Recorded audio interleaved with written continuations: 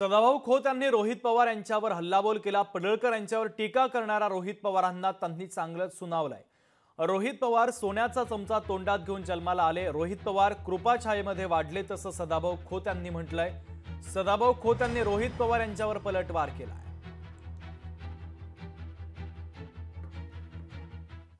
रोहित पवारांना मी सांगू इच्छितो की आपला जन्म हा तोंडात सोन्याचा चमचा घेऊन झालाय, वाड्यात झालाय आणि गोपीचंद पडळकर या व्यक्तिमत्वाचा जन्म हा दुष्काळ भागामध्ये करपलेल्या चेहऱ्यांच्या मध्ये झालेला आहे, गावगाड्यामध्ये झालेला आहे। हा त्याच्यात आणि तुमच्यात फरक आहे।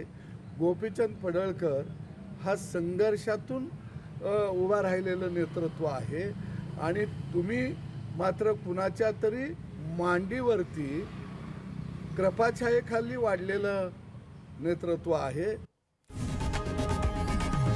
लोकशाही मराठी ऐका, पहा, जागरूक रहा।